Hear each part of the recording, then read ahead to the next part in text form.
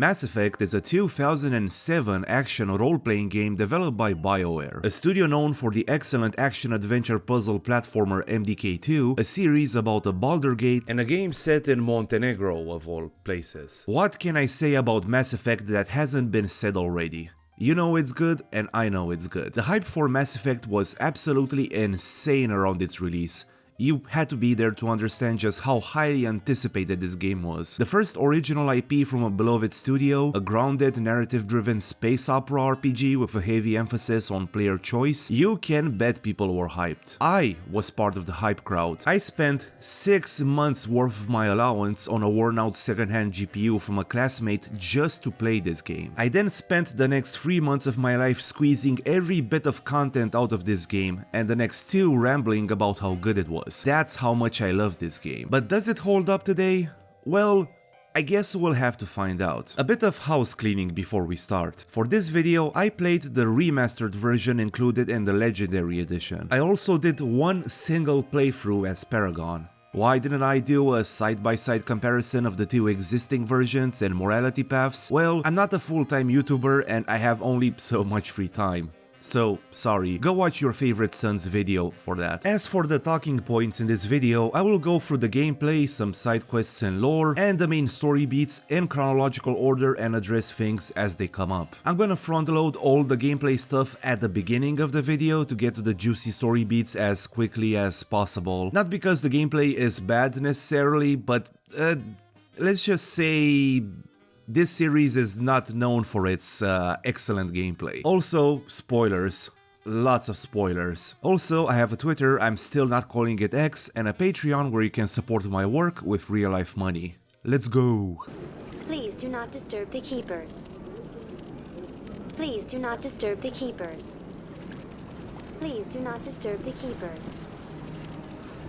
Please do not disturb the keepers.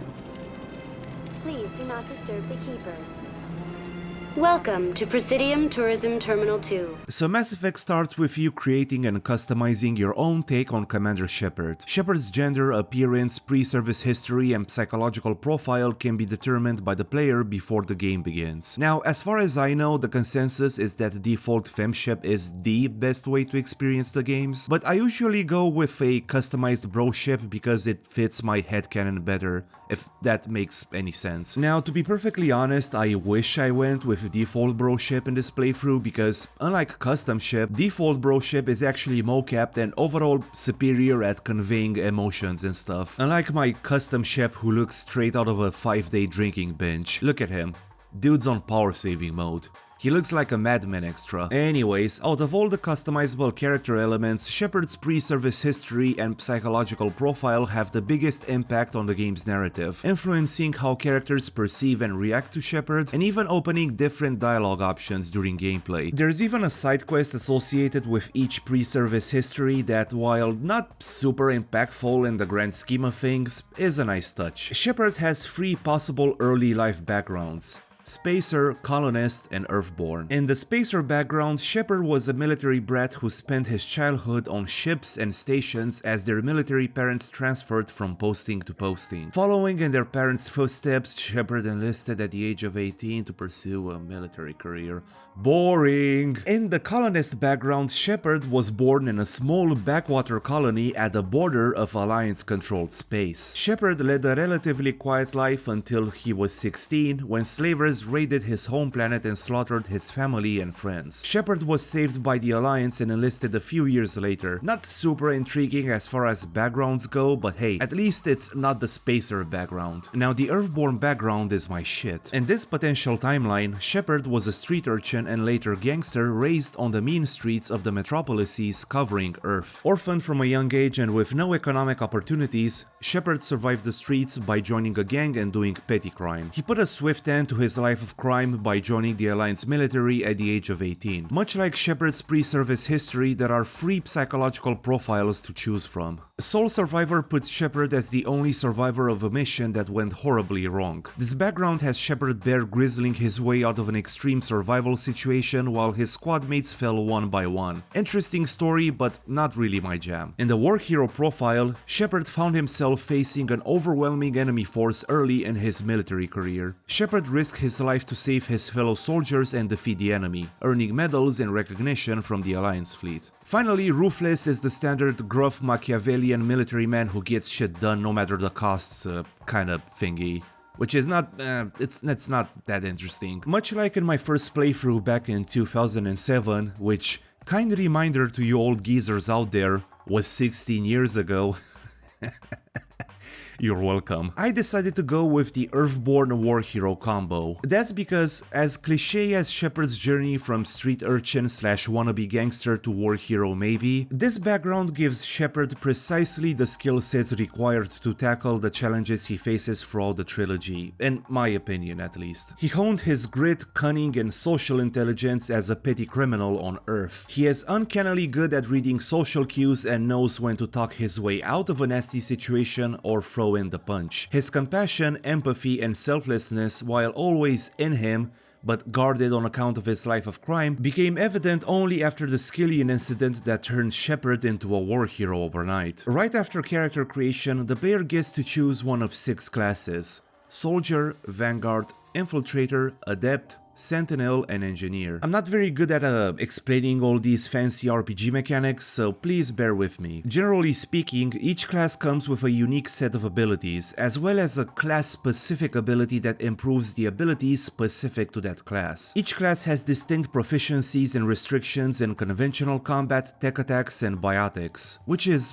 Mass Effect's version of a magic. For example, combat-oriented classes such as Vanguard, Soldier and Infiltrator can wear heavier armor types, thus possessing better resistance against sources of damage that can bypass shields. Classes that are less proficient in conventional combat, like Adept, Sentinel and Engineer, can't wear heavier types of armor, but compensate through tech attacks and biotics. Class proficiencies and restrictions are even more granular than that. For example, Soldiers don't possess encryption or electronics out of the gate, so they must either pick one of these abilities as a bonus option or rely on their squad mates. Abilities are upgraded by allocating skill points. As far as I know, there is no way to respec your character in Mass Effect 1, so if you're new to this game, make sure to look up a guide. I wish I looked up a guide even though I've played this game before. For this playthrough, I went with Vanguard, a shotgun-wielding and biotics-based high-risk, high-reward class. If you're the kind of person that despises Mass Effect's cover-based combat or are simply looking for something more fresh, this is the class for you. I spent so much time outside cover, running and gunning and destroying everything in sight with my biotics that I almost forgot Mass Effect is supposed to be a by-the-books cover-based third-person shooter. Hell, I became so invested in this playstyle that I started ignoring all the squad-based tactics, until I realized that I needed footage to showcase them in the video, because I make YouTube videos about video games. Believe it or not, there is a reason why I spent so much time on Shepard's pre-service history and psychological profile earlier in the video. That reason being that they tie not only into the narrative, but also into the game's morality and dialogue system. I'm not gonna waste too much time here because they've already been discussed to death by YouTubers better than me. So Mass Effect employs a radial command menu. Let's call it dialogue wheel for simplicity's sake. The player's dialogue options depend on wheel direction. The left side of the wheel is reserved to investigative options that allows Shepard to ask for more details. Imagine if, say, notorious Volus banker and fixer Barla Von remarks, "Naz's April 19, 1994 debut LP Elmatic is literally the best hip-hop album ever." Shepard has the option to ask, "Why do you think that? Is it true that Q-Tip created the beat for One Love using post-taping?" And okay, sure, Elmatic is cool and all, but what's your take on Naz's post-2025 album run with Hit-Boy? Only instead of showing you every word of your responses verbatim, you are presented with paraphrases of your questions. So in reality, your responses would look more like why, post-taping, and 2020 albums. Anyways, unlike the options on the left side which have a more world-building purpose, the options on the right side tend to move the conversation towards completion. The options on the top are in most cases polite upright and selfless, while those at the bottom are more hostile and aggressive. This is where the game's morality system comes into play. Mass Effect measures morality by Paragon and Renegade points. Ergo, the options at the top correspond to Paragon, while those at the bottom correspond to the Renegade alignment. Even though mechanically it works like a binary morality system, in practice it's less good shepherd versus evil shepherd and more like good shepherd versus asshole shepherd. Think of Paragon shepherd as an honorable, by-the-book, no-one-left-behind kind of soldier, and Renegade shepherd as a ruthless, calculated, the ends justify the means kind of guy. Like, I don't know, Vic Mackey from The Shield?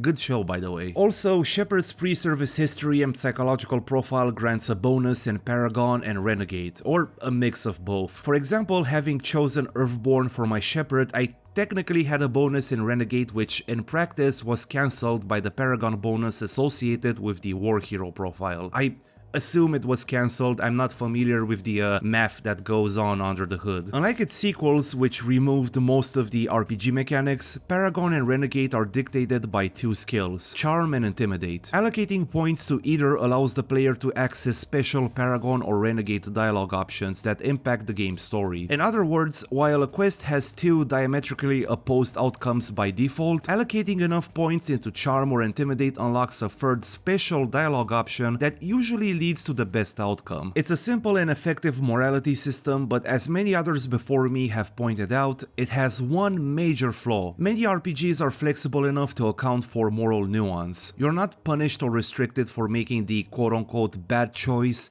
if you think the situation warrants it. Say if you've been a paragon of virtue and mercy for like 75% of the game's run and you decide to not spare the odd enemy. Mass Effect isn't that kind of RPG, it's surprisingly rigid. I went into the game with the naive intention of choosing Paragon and Renegade options on a case-by-case basis, but after doing some digging, and I know this isn't new information, but it's been like 16 years since my last playthrough, so please bear with me, I discovered that you risk fucking yourself out of the best outcomes if you mix and match Paragon and Renegade. If you want to gain access to the special dialogue options, you have to focus on one of them. In other words, the moral choice opposed to the one you choose may as well not exist. Now, the combat is nothing to write home about. Mass Effect dropped smack dab in the middle of the cover-based third-person shooter mania of the late 2000s, early 2010s, so I think it comes as no surprise that Mass Effect's combat is a bit dated. But there's more to Mass Effect's combat than the era it came out in though. While Mass Effect 1 saw the most changes to the combat in the Legendary Edition, it's still a bit rough around the edges. I can't quite find the right words to convey my feelings about Mass Effect's combat, but it has that sort of stiffness and awkwardness typical of being in the process of learning a new skill while unlearning old ones. This example is gonna sound European as fuck, but imagine playing football for the entire duration of middle school and then transitioning to, I don't know, basketball in high school because none of your fucking classmates play football. That's what actually happened to me and I never recovered. That's kinda what happened here. Mass Effect was Bioware's second game with real-time combat and the first with real-time gunplay. Their last quote-unquote massive RPG, KOTOR, involved turn-based combat based on tabletop RPG rules. I did a whole video about it, but to summarize my thoughts, I don't think KOTOR's combat was that bad. It's an, how do I put this, an acquired taste, but it does explain some things about Mass Effect's shooting. It all comes down to Mass Effect being a huge departure and way outside Bioware's comfort zone. The player could sprint, take cover, shoot their guns, throw grenades, cast space magic spells, all in glorious third-person shooting real-time. Also, in a bizarre decision, weapon reloading doesn't exist in Mass Effect 1. Instead of running out of ammo, the weapon overheats and needs to cool down before you can continue using it. So while players don't need to worry about ammo, they do need to worry about firing their weapons at a sustainable rate, installing relevant weapon attachments, or simply looking for guns that don't overheat as much. Yes, there are different mods, weapons, armors, everything you would expect from a standard RPG. Too many mods, weapons, and armors if you ask me, and they're all tier based, and super hard to compare with each other because Mass Effect doesn't have the best UI. I wanna say reloadable weapons were eliminated later in development in a bid to simplify the game's economy, but I don't know, that's just speculation on my part. In the original trilogy, Mass Effect is the odd one out because it's the only one to feature exploration on this scale. Or any scale. While the scale might not be very impressive by today's standards, it has a few things that elevate it. So from the Normandy's command center, Shepard can access the galaxy map and explore the Milky Way's systems and planets. Well, exploring might be a stretch here, as the galaxy map is exactly that. A map, a nicely animated and atmospheric map, but a map nonetheless. Unlike Mass Effect 2 and 3, where you physically move between planets and galaxies, in this game you basically just click stuff. However, Bioware did something pretty clever with the galaxy map in that they used it as a world building tool. Every planet has a blurb of text associated with it, and the writing is of such high quality that even the most nondescript gas giant will have a short backstory that will get at least a reaction out of you. Like, you could have a gas giant that has been contested for decades by dozens of mining interests, a forgotten icy rock planet that's a hotspot, pun intended, for hungry independent horror directors, a pre-garden world under the protection of galactic authorities due to its fragile ecosystem, a planet whose peculiar tincture and meteorological phenomena make it the subject of internet conspiracy theories, a Venusian oven planet over which a long-forgotten separatist faction made its last stand millennia ago. Or how about something closer to home?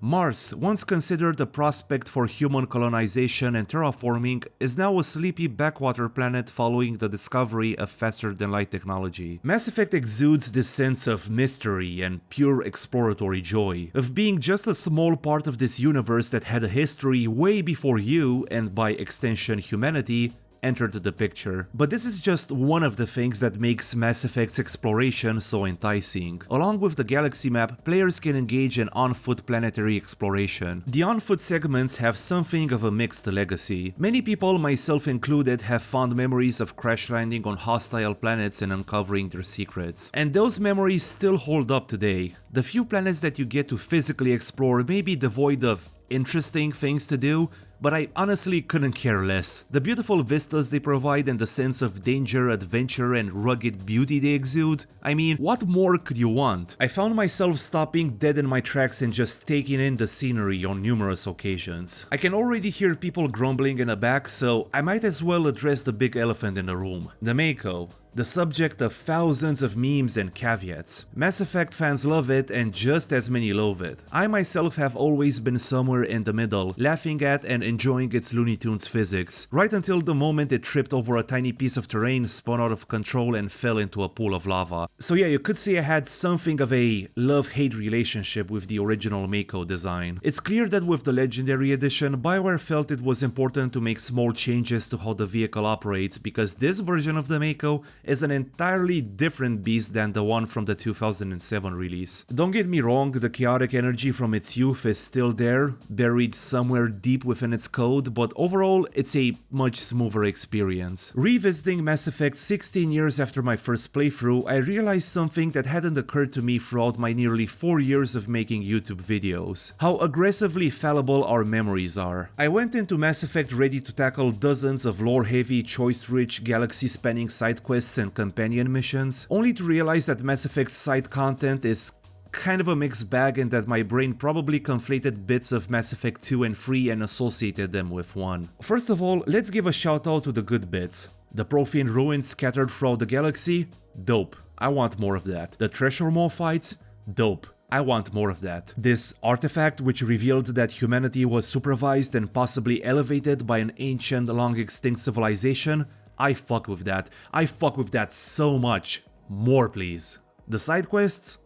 Well, most of the side quests will have you traveling to the so-called uncharted worlds, the uncolonized explorable planets I mentioned earlier, and infiltrating a series of heavily templated prefab compounds. And when I say heavily templated, I'm not exaggerating. Now, okay, you could argue that these cookie-cutter prefabs make sense from a lore perspective. It wouldn't be a stretch to imagine government sourcing them to a galactic corporation that mass-produces prefab compounds designed to withstand hazardous surface conditions. I get it. But that doesn't excuse the interiors and their lack of visual variety. I don't need anything fancy, a band poster, a space cactus, something, anything to make these spaces feel lived in. But that's just a petty complaint. I'm fully aware of the fact that Bioware had neither the time nor the institutional know-how to produce varied art direction at scale, so it's fine, I get it. It's just, you know, a minor pet peeve of mine. The real issue lies in the quality of the side content, which is all over the place. There are a couple of free standout quests, like Admiral Kahoku's investigation into Cerberus, biotic radicals kidnapping a politician to demand reparations for a botched government project that left them with long-term physical and psychological effects, the Major who set himself up as the leader of a biotic cult. But then there are quests that require you to activate water valves, recover power cells, and scan keepers, which is like... Look, I don't want to condemn Mass Effect for something that has been a staple of RPG design for the past 1000 years. And I don't want to be one of those YouTubers that pad their videos with inane complaints and long bouts of circular analysis when the game's issues can be very easily explained with they did their best but lacked time and experience. But the Keeper scanning quest, oh my god, it drove me fucking insane, I'm not gonna lie, it's bad.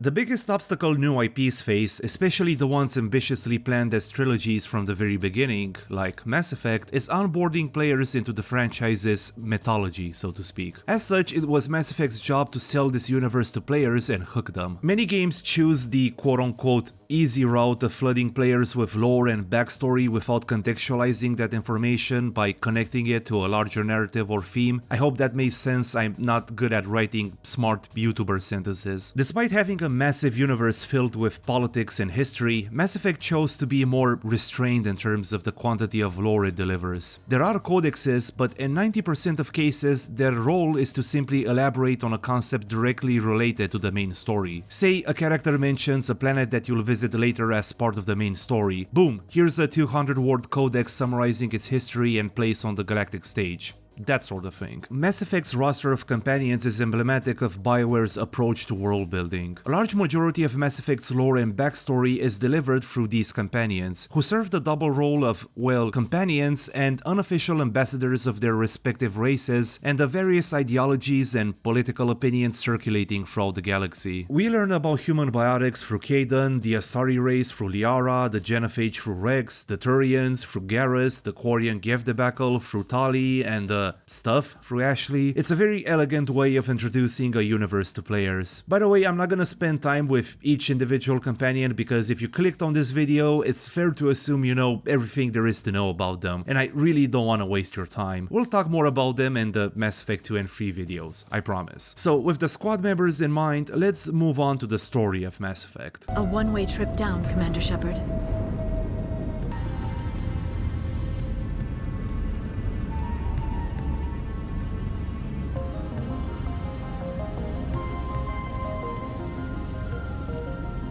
Mass Effect opens with Shepard dreamily gazing out the window in the Normandy, an elite spaceship under the command of the Systems Alliance. We then get an expository screen that explains how spaceships out of whose windows larger-than-life protagonists romanticize their melancholic solitude exist in the first place. In 2148, 35 years before the events of the first game, explorers on Mars discovered the technological remnants of an ancient spacefaring civilization known as the Protheans. In the decades that followed, the bright minds of humanity's scientific community discovered that these artifacts form the basis of a technology that enables interstellar travel through the use of mass transit devices called mass relays. The name of this technology? Mass Effect. After this short title sequence, we return to the Normandy where a not so melancholic anymore Shepard is ready to embark on a mission to the human colony of Eden Prime, of which the entire Normandy crew is suspicious. Their suspicions are warranted because the Alliance top brass and the Galactic Council attached a Turian Spectre to the Normandy even though they described the mission as quote-unquote routine. Okay, there's a lot of terminology thrown around, so I might as well use this occasion to explain some background details. This introductory sequence is a perfect example of Bioware's skillful storytelling. The writers subtly drip-feed bits of lore and world building via dialogue,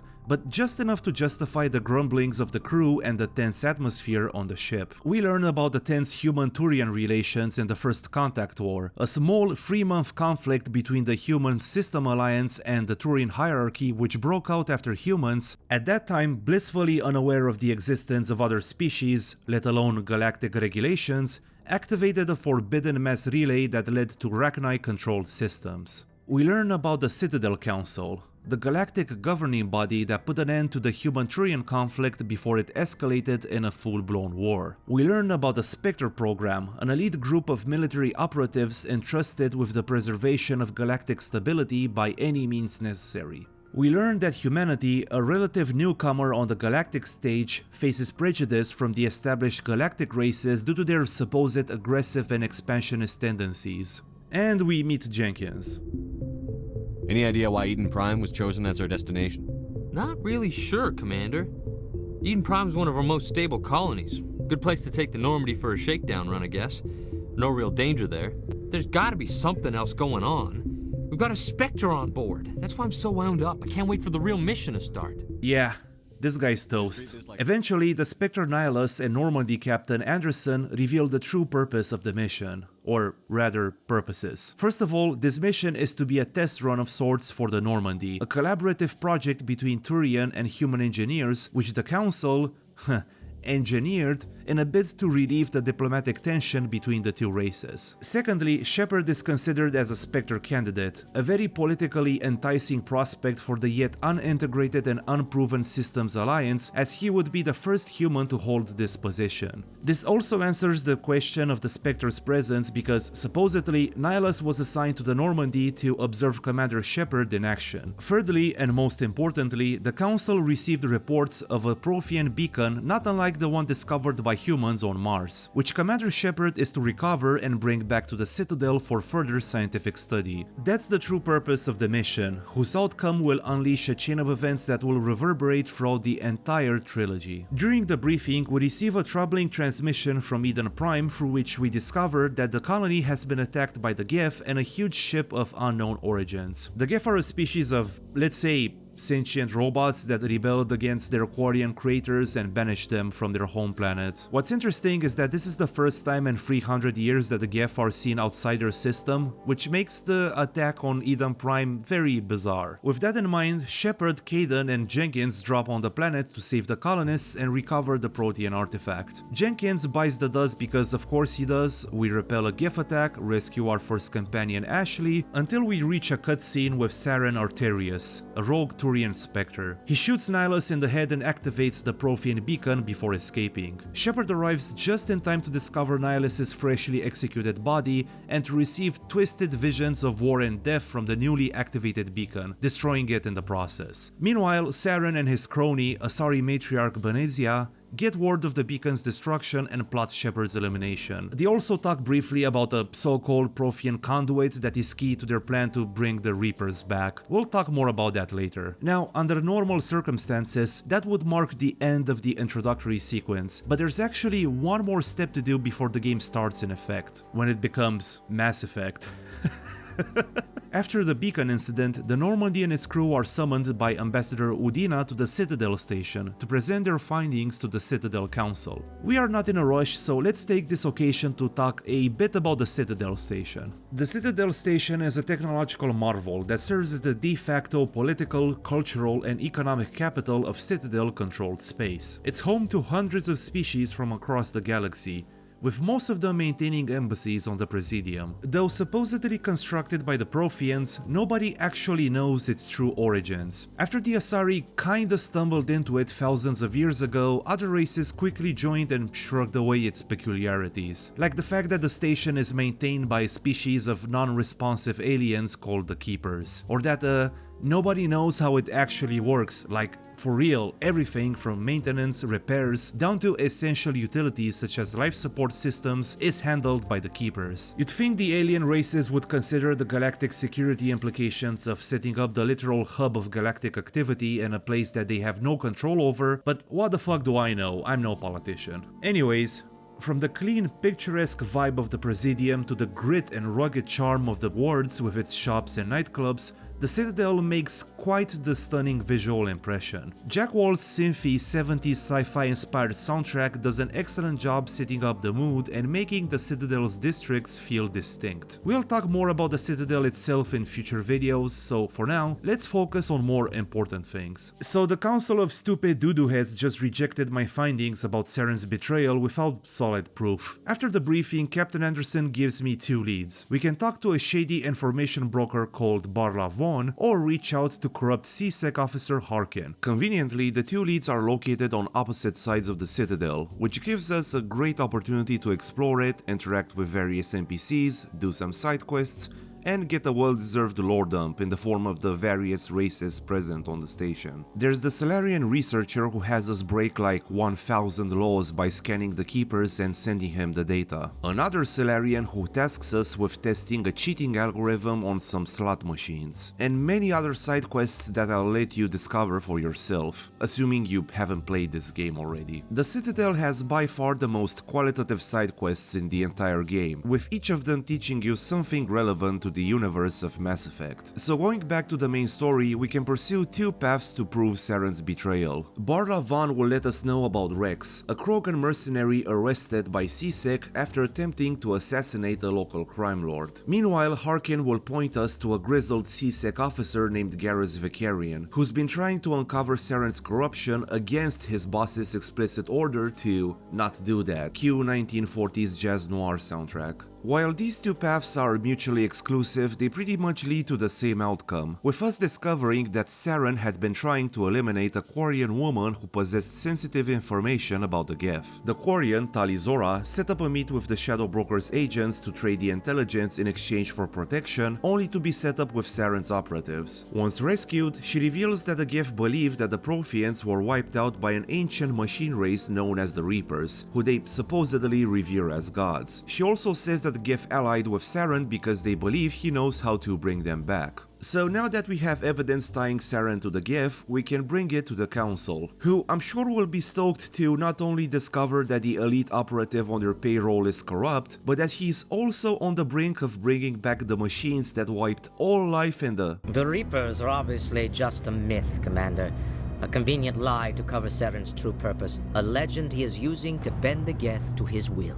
Okay, so the Council is not convinced. I mean, I can't say I blame them that they don't buy Saren's supposed machinations, pun totally intended, at bringing back the Reapers, who are basically space boogeymen, but also, fuck them. Okay, to be perfectly honest, I don't know if I would have believed Shepard either. Like, to the outside viewer, Shepard literally sounds like your high school best friend's 27-year-old unemployed loser brother who swears the government has spy planes that run on mozzarella sticks. In between bong hits. Shepard gets an audience with the highest ruling body in the galaxy and he's like, nah bro, the Reapers? A myth?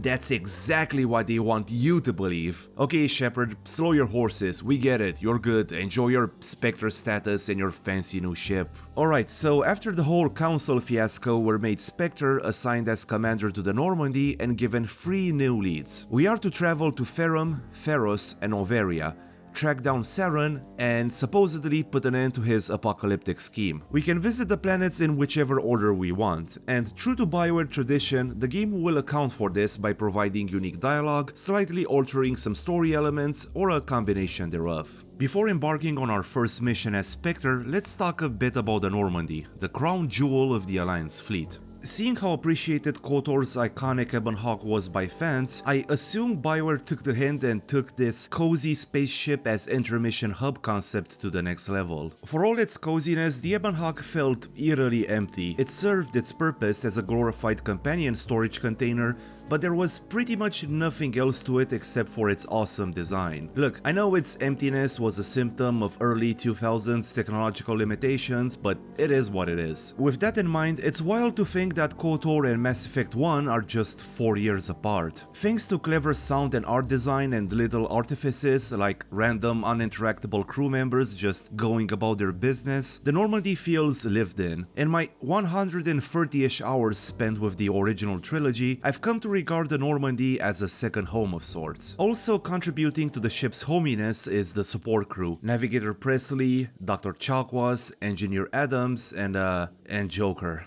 Potentially hot take, but I never liked the guy. Don't at me. Mass Effect stands out in the way it gives just as much attention to the Normandy support crew as it does to the main cast. Mass Effect ensures that we are well aware of the support crew's contribution to the mission. Dr. Chakwas is well, she's a doctor. Navigator Presley, as the executive officer, is in charge of the ship during the commander's off-ship assignments. Engineer Adams' responsibility is to keep the Normandy engine as far away from blowing up as possible. And Joker, as much as I dislike him, is the best goddamn pilot the Alliance military has ever had. Shepard, Tali, Liara, Garrus, Rex, Kaiten, and Ashley may be the stars of the show, but you know how that old saying goes: no man saves the galaxy alone. Only a fool punches a knapsack in the mouth. We should sneak around and pull its tail. So for our first post-Citadel assignment, we are to travel to Therum and connect with Liara T'Soni. Therum is a distant volcanic planet rich in heavy metals. Ever since humanity's entrance onto the galactic stage, Therum had been sought out by various mining corporations looking to make a buck out of Earth's recent manufacturing boom. Interestingly, in the demo footage of Mass Effect, there was a mission on a hostile planet called Kaelston, where Shepard was supposed to save a group of miners that had been trapped underground by the Geth. However, the planet was cut and its mission merged with Therum. And speaking of trailers, Mass Effect's launch trailer straight up spoils the Virmire debacle. There's too many! I don't think we can hold them! I'm sorry, Ash. I had to make a choice. I understand. I mean, Shepard's line is cryptic enough to pass off as mundane, but they knew what they were doing. Anyways, Therum is the easiest and shortest of the first 3 missions. About 60% of the mission's runtime consists of Mako combat, with the remaining 40% involving on-foot combat with little in the way of interesting lore or big plot reveals. Your main goal here is to meet and save Liara, and with that done, it's back to the Normandy, I guess. I hadn't realized how uneventful, in terms of narrative at least, this planet was until I sat down and started writing this script. I don't know whether Therum suffered massive cuts or this was Bioware's intention with the planet all along, but nevertheless it feels very underbaked. Okay, I will give credit where credit is due. Therum's design is clever in how it implies a long past timeline when the planet was more hospitable, which also explains the many Prothean ruins dotting the surface. But other than that, The post-mission briefing provides us with some well-deserved context. We discovered that Liara is Asari Academia's equivalent of a cryptozoologist. She had spent the last 50 years of her life studying the Protheans, but due to her age, 106, basically a child by her species standards, and obsession with a civilization whose mere existence is a topic of heated debate, Asari scholars tend to dismiss her research. Liara goes on to say that according to the scraps of evidence she'd gathered over the last 50 years, the Protheans were not the first civilization to have disappeared off the face of the galaxy, and that their vanishing may be part of some galactic cycle. And then Shepard goes, well duh, it was the Reapers, and Liara's like, the Reapers? The hell are you talking about? And Shepard goes,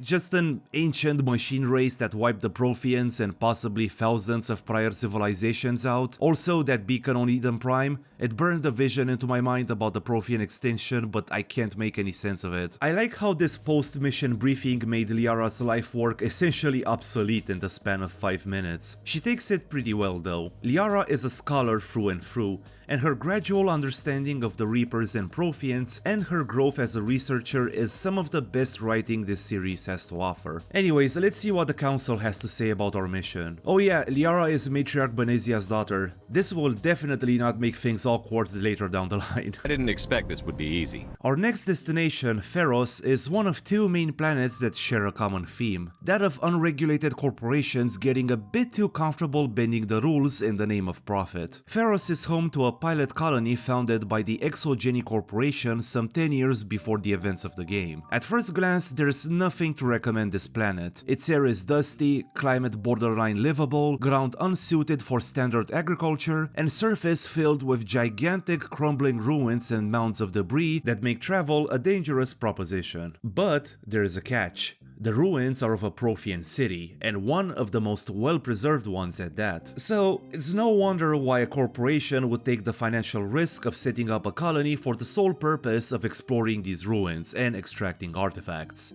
Allegedly, presumably, apparently, ostensibly, supposedly. We land on the planet smack dab in the middle of a battle. The colonists, severely outgunned and outnumbered by the machines, had been struggling and failing to repel the Geth attack for days. The colony's entire infrastructure has been busted, a very convenient development because, what do you know, there are some side quests that has you fix it. Once the recent wave of Geth is destroyed and the dust settles, I start talking with the colonists and can't shake this feeling that something's off. Like, not these people are mentally exhausted after days of fighting for their lives off, but like, these people might be mind controlled off. I'm sure it's nothing. So despite appearances, Feros actually consists of 2 sub-missions merged into one overarching mission. The first sub-mission has us stopping the first Geth wave, which involves clearing pockets of Geth tucked underneath the city ruins while checking off menial tasks given by the locals. Once the Geth have been completely eliminated, well, relatively speaking, and we hit up the leader of the colony with the good news, we get the option to inquire about the Exogeny Corporation and receive our second sub-mission, which is to infiltrate Exogeny's HQ to finish the Geth off by destroying their ship. The only path to the Exogeny HQ is via the Prothean Skyway, which opens a short but sweet Mako segment where we get to cap Geth and admire the beautiful post-apocalyptic vistas of the once glorious Prothean city. On our way to the Exogeny HQ, we stumble across a group of stranded Exogeny employees who left the premises following the Geth attack. Juliana, one of the employees, asks us to locate and retrieve her daughter, but the other employee is more interested in balancing the corporation's spreadsheets than the well-being of his coworkers. At Exogeny, we finally get some answers about the bizarre behavior displayed by the colonists from this VI, but not before we get one of the funniest moments in the entire series. Stupid machine! Access encrypted files!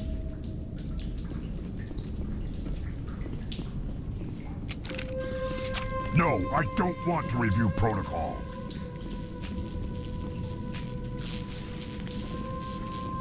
I am unable to comply. Please contact your supervisor.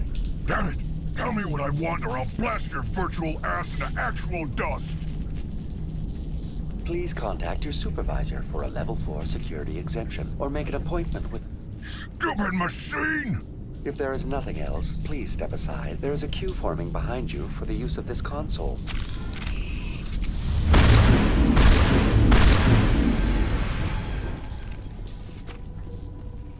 Okay, how do I explain this? So, it turns out that the corporation that financed a pilot colony to recover ancient Prothean artifacts like some space British museum didn't actually finance a pilot colony to recover ancient Prothean artifacts like some space British museum. They were actually here to study and observe a rare creature known as a Thorian, or Species 37 to stick to corporate lingo. Well, it's a bit more complicated than that, so allow me to explain. The Thorian, a giant 50,000-year-old sentient plant and supposedly the only one of its kind, possesses telepathic and mind control abilities which it uses to control other sentient beings to do its bidding. Basically, it releases spores in the air via a network of tendrils running the entire surface of Feros, which, once inhaled, turns victims into thralls. Interestingly, its victims are not so much mind controlled as they are coerced through pain. Its thralls are lucid, but the pain is so severe that they have no choice but to obey the Thorian's commands. Once the victims accomplish their tasks, they're free to go about their business as long as they don't mention the Thorian, otherwise they get a big boo-boo headache, which is an interesting way to go about things. It's not that the Thorian respects its victims' agency and refrains from fully mind-controlling them. That would be unusually open-minded for a creature that refers to itself as the Old Growth.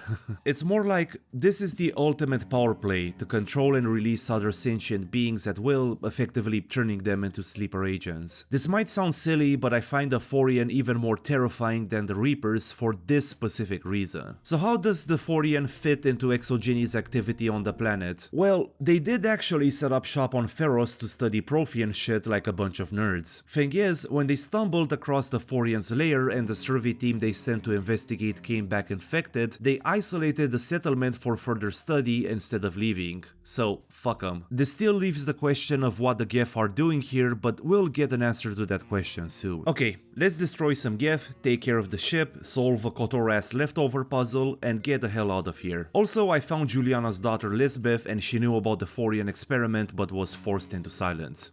Cool. The corporate drone went crazy. The cat's out of the bag and Exogeny wants the entire colony purged. But I managed to convince the corporate drone that the colony is worth saving. Thing is, the Thorian knows we're coming, so it went for the nuclear option by assuming control of all the colonists and turning them aggressive and unleashing waves of plant zombies. Juliana presents us with an option. Instead of shooting them, we can use gas grenades to incapacitate them. I may be a Boy Scout, but I also like to have fun, so I decided to knock them out with melee attacks instead with the same end result. Or we can entirely circumvent this moral choice by getting stuck in the door. Even in their ruins, the majesty of the Protheans is evident.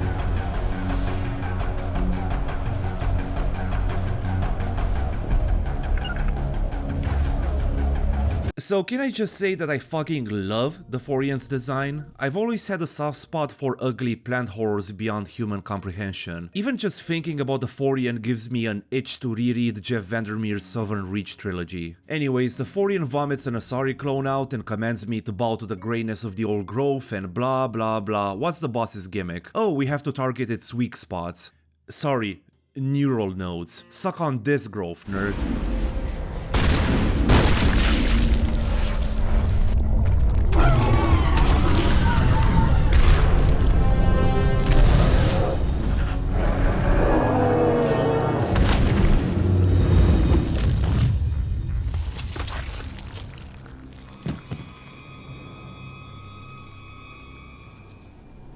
Okay, so the Asari clone was actually a clone of Shiala, one of Matriarch Benezia's followers. She starts explaining some things. When Saren encountered the Thorian and discovered that it possessed the Prothean cipher required to decipher the vision he got from the beacon on Eden Prime, he made a trade with the plant. Shiala was to be sacrificed to the Thorian by letting the plant absorb her. Once inside the Thorian, what a horrifying sentence. She used her biotics to transfer the cipher directly into Saren's mind. He then ordered the Geth to destroy the Thorian to prevent Shepard from gaining the cipher. So that explains Saren's interest in the Thorian and the Geth presence on Feros. But what about Shiala? Why is she so forthcoming about Saren and Benezia's plans? Well, she was basically a victim of circumstance. Like, Benezia joined Saren hoping to potentially turn him around, only to be indoctrinated by Sovereign. And Shiala was just following Benezia because Benezia decided to follow Saren. That's pretty much it. She's relatively innocent. That said, we do get a choice here to either cap Shiala or spare her. If you kill Shiala, well, she dead. If you spare her, she makes a brief appearance as a representative of the colony during a quest on Ilium in Mass Effect 2. Shepard will also receive an email from Shiala in Mass Effect 3 where she details the colony's fight against the Reapers. Just some cool bits of narrative reactivity. I'm trying not to overdo this, but I can't make any promises. I love this stuff. There's not much left to do on Feros after the Thorian's demise, so we may as well move on to the third and final planet of this act, Noveria. Are you telling me you have no safety protocols?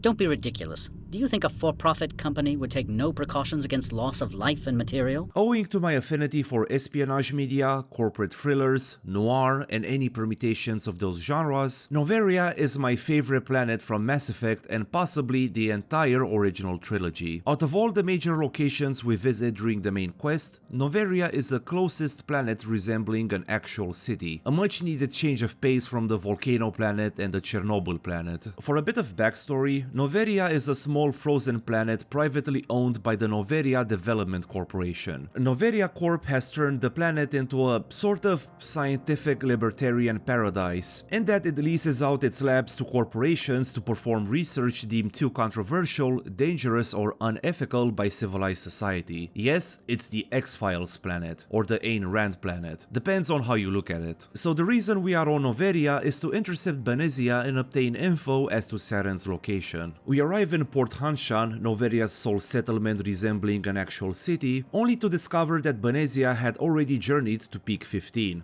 the corporation's super secret research site. Fair enough, you can almost hear Shepard saying to himself, what's a short hike to a literal war hero who just obliterated a Lovecraftian plant horror? Unfortunately, it's not that simple. Standing between us and Peak 15 are a massive snowstorm and about 5 kilometers worth of bureaucratic red tape in the form of the corrupt Salarian administrator of the Noveria Corporation, who, of course, refuses to let us leave. So, if we hope to catch Benezia, we need to find find a way to gain access to the garage where we can hop into the Mako and make our way to Peak 15. Also, these overzealous guards gave me severe Xurka Corporation flashbacks. There are several ways to obtain the garage pass that will allow us to leave this corporate hellscape, and all of them involve some degree of corporate espionage, or as I like to call it, spy fuckery. First, we can take the path of least resistance by completing the smuggling side quest given by the goddamn stupid totally not shady Hanar in the plaza. Or we can take the more interesting and thematically appropriate route. After Anoleis refuses to grant Shepard permission to leave Port Hanshan, Gianna Parasini, his secretary, approaches Shepard and hints that Lorik Quinn, a fellow corporate executive whom Anoleis had accused of corruption, might have clearance to leave the port. We find out that Quinn is in a bit of a shitty situation. So basically, Quinn had painstakingly gathered evidence of Anoleis' corruption for the past months, only for Anoleis to accuse him of being corrupt himself. Anoleis paid some corrupt security guards to raid Quinn's offices and recover the proof. So we are to raid said offices and recover the incriminating data. We get into a shootout and find the evidence. After the shootout, we meet a suspicious Gianna outside the offices who, oddly enough, invites us for a drink at the hotel bar. There, Gianna reveals that, surprise surprise,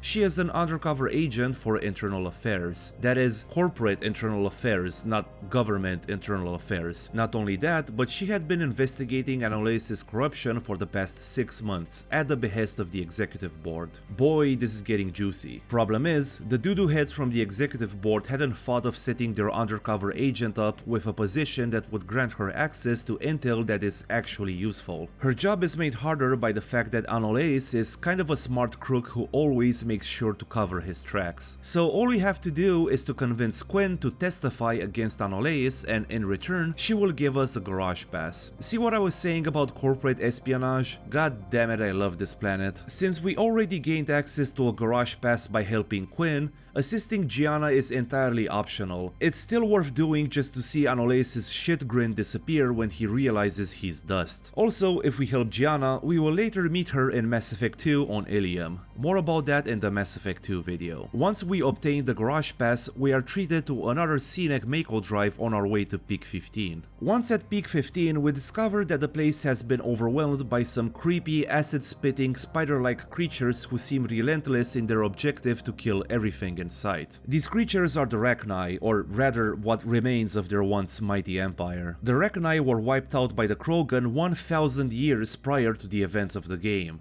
in a conflict known as the Rachni Wars. However, the Binary Helix Corporation found an intact Rachni egg on a derelict ship floating through the dead of space, which they proceeded to retrieve and hatch in their own facilities. To their absolute horror, Binary Helix scientists discovered that the egg contained no mere Rachni, but a queen capable of birthing its own offspring. Saren reached out to Binary Helix to help him build a Rachni army, but the plan soon backfired as newborn Rachni go crazy if they're not kept in check by the songs of their mother. The Rachni soon overwhelmed the facility, and that is where we're at now. But before dealing with all that, we need to activate the train connecting Peak 15 to Rift Station and confront the real horror of the facility, this atrocious logic puzzle where you have to place blocks in the right slots. Just pay the 100 Omnigel toll to skip this puzzle.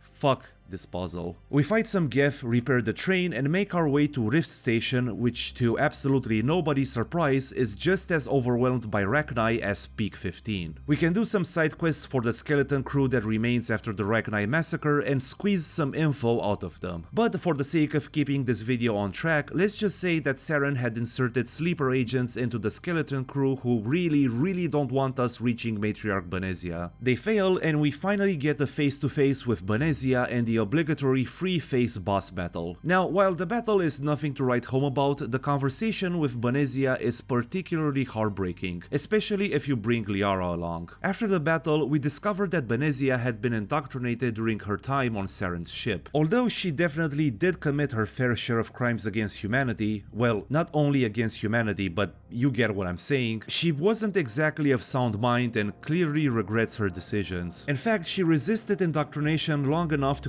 copy the coordinates to the Mu relay and give them to Shepard. In the end, we still have to kill Benezia, but at least we know Benezia wasn't the Saren diehard fan we thought she was. After her death, we are faced with one of the most important decisions in the entire original trilogy: what to do with the Rachni Queen. Here lies the last remaining specimen of a race that has been wiped out, and you have to decide their fate. Now, with the hindsight and backstory acquired by having played all 3 games back to back, it's easy to make a strong case for sparing the Rachni Queen, but I'd argue that you can make a strong case for sparing the Queen even based on the crumbs of info you get in the first game. Because, well, she didn't participate in the Rachni Wars, she wasn't even born back then, she was an egg. In fact, she's sincerely at a loss as to why the Rachni were so keen on taking over the galaxy in the first place. So how is it fair to kill the Queen and genocide a sentient species based on the shit her ancestors did 1000 years ago? It's not that difficult a decision, to be perfectly honest.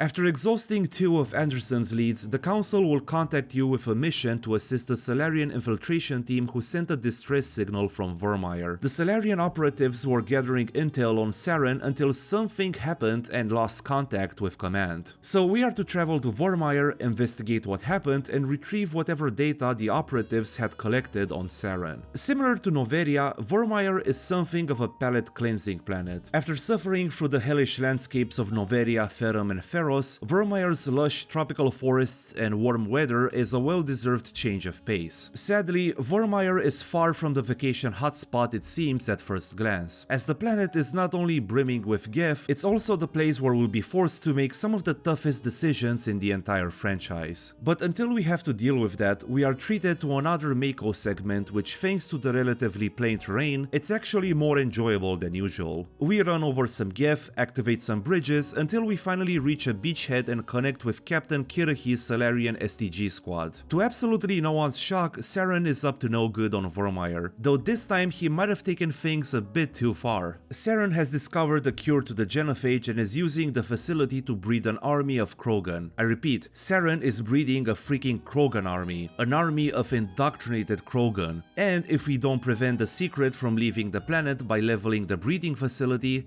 the galaxy is truly screwed. Naturally, Rex doesn't agree with the plan and intends to preserve the facility as it may be his species' only chance at curing his people. This leads directly to one of the most intense standoffs in the entire trilogy, and possibly in gaming history. Many opinion pieces have been written about this confrontation, so I'm not gonna bore you with the details. But I will say the number one reason why it's so memorable is that both of you are right. Saren's twisted experiments might be the Krogan's only shot at an existence with a semblance of normalcy, without the fatalism, pessimism, infighting, and never-ending cycles of violence plaguing Krogan society. On the other hand, Saren has effectively weaponized the genophage cure, and Shepard is right to point out that those Krogan are not his people, they are tools created specifically to fulfill Saren's agenda, which is absolutely on point, but also very easy for Shepard to say as the member of a species who hasn't been elevated with the sole purpose of serving as cannon fodder only to be disposed of like a dirty tissue. I am so happy I had gathered enough good boy points to make Rex see reason,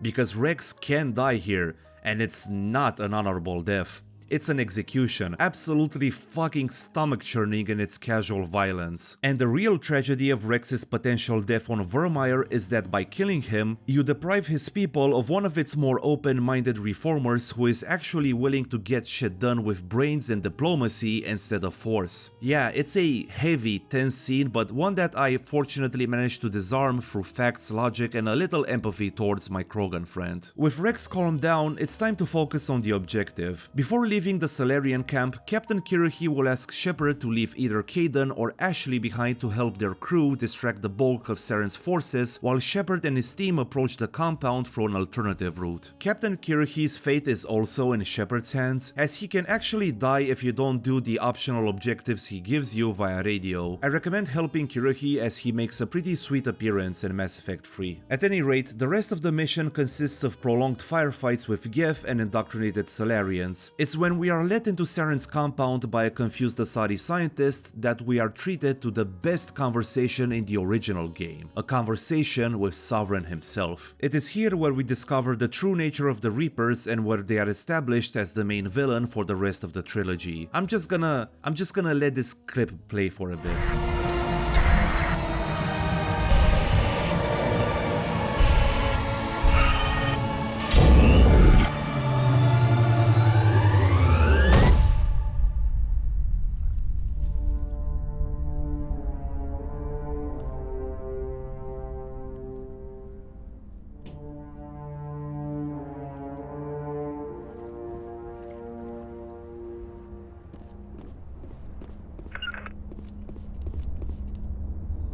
I get the feeling something bad is about to happen. You are not Saren. What is that? Some kind of VI interface? Rudimentary creatures of blood and flesh. You touch my mind, fumbling in ignorance, incapable of understanding. I don't think this is a VI. There is a realm of existence so far beyond your own, you cannot even imagine it. I am beyond your comprehension. I am Sovereign. Sovereign isn't just some Reaper ship Saren found. It's an actual Reaper. Reaper, a label created by the Protheans to give voice to their destruction. In the end, what they chose to call us is irrelevant. We simply are. The Protheans vanished 50,000 years ago. You couldn't have been there. It's impossible. Organic life is nothing but a genetic mutation. An accident. Your lives are measured in years and decades. You wither and die. We are eternal, the pinnacle of evolution and existence. Before us, you are nothing. Your extinction is inevitable.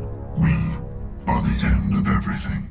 I can't even imagine what must be going through Shepard's and his crew's hearts. Imagine living your life thinking that galactic civilization is at its peak, only to become privy to the existence of a race of unfathomable power and cruelty hell-bent on wiping out everything you know and hold dear like it's nothing. I still get chills down my spine whenever I hear the cold metallic twang in Sovereign's voice. It does something to my monkey brain that instantly puts it in fight or flight mode. At any rate, there's no time to ponder on our encounter of Lovecraftian implications, as we need to plant a bomb to destroy Saren's facility once and for all. Here you can leave either Kaidan or Ashley behind to guard the bomb, while Shepard goes to assist the Salarians. Geth naturally swarmed the bomb site, causing your crewmate to activate the nuke. And this is where you have to make the choice to save either Kaidan or Ashley. After deciding who to rescue, you'll get the much anticipated face-to-face with Saren and the opportunity to find out his motives. Anderson had you believe Saren is nothing but a genocidal, human-hating lunatic, when, in fact, in his own twisted way, he was merely trying to save all the organic races from the Reaper threat. Saren sincerely believed that by swearing his allegiance to Sovereign, he would somehow prove that organic races are useful and not worth harvesting. Unfortunately for Saren, the Reapers have absolutely no intention of sparing organics, though he'd have no way of knowing that because he is fully indoctrinated at this point. What a tragic and heartbreaking turn of events. At any rate, once Saren is defeated and either Ashley or Kaidan detonate a bomb, we can finally leave Virmire. The Council is, of course, absolutely flabbergasted at this turn of events and requests an audience on the Citadel. Meanwhile, Liara pieces all the intel we've gathered so far together and suggests Illos, a Prothean planet, as the conduit's most likely location. Now, while Shepard and the Council have been at odds with each other for the entirety of the game, the level of spineless and self-serving politicking is off the charts even by the Council standards. Basically, Shepard is like, hey fuckheads, the Prothean conduit is on Illos, I'm gonna need a fleet and the absolute best soldiers and operatives we have. And the Council goes, nah, it's fine, we're just gonna blockade Illos. Also, you're grounded. Are you fucking stupid? I just spent the last 40 hours doing all the dirty work for you and you're still not taking me seriously? The galaxy's fate hangs in the balance and you're more concerned about the optics of sending a fleet to stop a rogue Spectre? It's just politics, Commander. You've done your job, now let me do mine. Oh, it's just politics, isn't it? Motherfucker, do you know who I am? I am a freaking specter. Weighing the political consequences of my actions during missions is literally like more than half of my job. As the great political thinker Tony Soprano once said, every decision I make affects every facet of every fucking thing. You disgusting hack. If only Anderson concocted a potentially career-ending scheme to steal the Normandy, which culminates with him barging into your office, sucker punching you and overriding the lockdown. Ah, a man can only dream. Anderson, what are you doing here? I didn't send... Once we retake control of the Normandy, we're off to the 6th and final main mission planet. Now, as interesting as Illos is from a lore perspective, this top-secret military/scientific enclave from where the remnants of the Prothean Empire planned to continue the fight, from a gameplay perspective, its linearity makes it kind of a slog to get through. So I'm gonna skip over the gameplay bits and go straight to the plot reveals, which we get from the Prothean virtual intelligence called Vigil. Ready? Okay.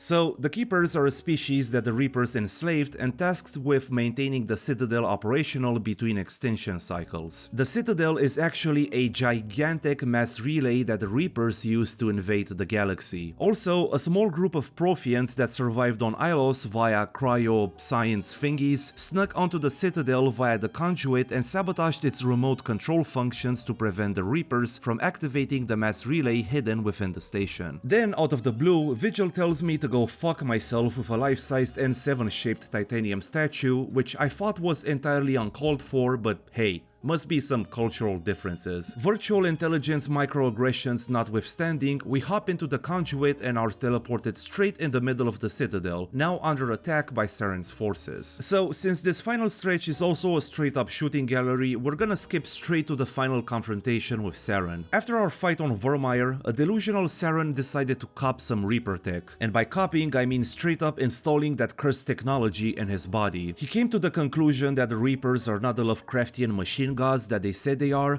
rather a bunch of big stupid fucking robots that can be controlled. Oh, how wrong he is. Now, if you destroyed Saren with facts and logic back on Virmire and maxed either one of the alignments, you get a special dialogue option for which you can basically convince Saren that he'd been indoctrinated by the Reapers. Saren will then thank Shepard for helping him snap out of his Reaper-induced brain fog and proceed to YouTube himself. That's one hell of a way for our villain to go. Of course, being 2007 when games had an ancestral duty to wrap up their stories with unnecessary boss fights, Sovereign reanimates Saren's YouTubed carcass and yeah, you know what happens next. After the first version of Saren is dealt with, we get a call from Joker with some interesting news. The Destiny Ascension, the flagship of the Citadel fleet carrying the Council, is in transit and fully exposed to gift ships and Sovereign. Joker says that the Alliance fleet could save her if Shepard orders it to. At this point, we can choose to abandon the Council or order the Alliance fleet to escort her, albeit at a huge cost for the Alliance military. This is by far the most significant decision you make in the first game, whose ripple effects we will cover in future videos. After deciding the fate of the Council, you have a final boss fight with Saren's reanimated mangled corpse, now controlled by Sovereign. After the fallen Spectre is defeated and Sovereign blown to shit, you're asked to choose humanity's first counselor,